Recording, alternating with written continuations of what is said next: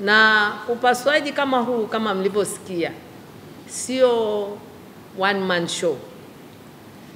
Walikuwepo mabingwa waliobebea 35, na tukisema hao 35 ni wale ambao kila mmoja ujuzi wake ulihitajika, acha wale ambao walikuwa ni wasaidizi. Kwa hiyo ina maana kwamba hata Saudia kule waliwekeza kuita madaktari wengine kutoka senta nyingine. Kwa mfano tunaambiwa kuna mmoja alitoka Canada, kuna mwingine alitoka Australia, ili kuongezea ujuzi waliokuwa nao, kuhakikisha kwamba hawa watoto wametoka salama. Kwa sababu tangu mwanzo walivyowaangalia ilionekana kwamba lazima tupate watoto wote wawili salama, na hivyo kuona kwamba upasuaji ambao unafanyika hapa lazima uwe upasuaji ambao, je, katika maungio waliochangia tunayagawa vipi ili kila mtoto aweze kuishi maisha ya pekee yake. Kama mnakumbuka, maungio walikuwa na miguu mitatu, lakini tukiangalia ule mguu mmoja ulikuwa hauna faida. Maana ingeweza kusemekana kwamba mmoja akawa na miguu miwili alafu na mmoja akawa na mguu mmoja, lakini mtashangaa wamerudi hapa kila mmoja na mguu mmoja. Ule mguu wa tatu ulikuwa hauna faida, hauna maana.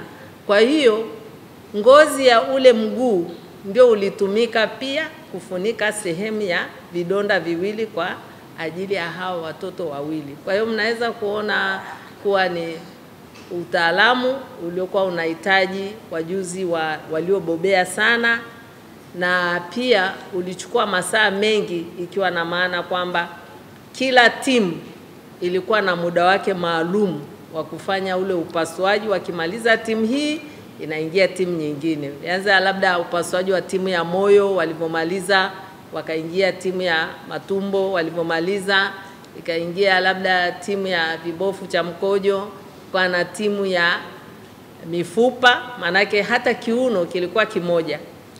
Kwa hiyo na mwisho wa siku wanaingia timu ya plastic surgeons kwa sababu kidonda ni kikubwa. Kwa hiyo baada ya hapo tunaangalia sasa kidonda hiki kinafunikwaje. Nayo pia ilikuwa ni changamoto kubwa sana.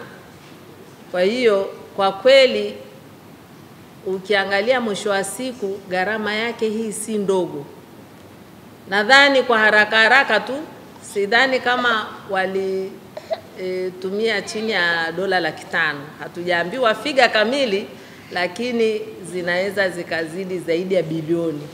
Na hiyo ni ile matibabu tu yenyewe, acha gharama za mabingwa waliochukuliwa kutoka nje kwa ajili ya kuja kufanya hii shughuli.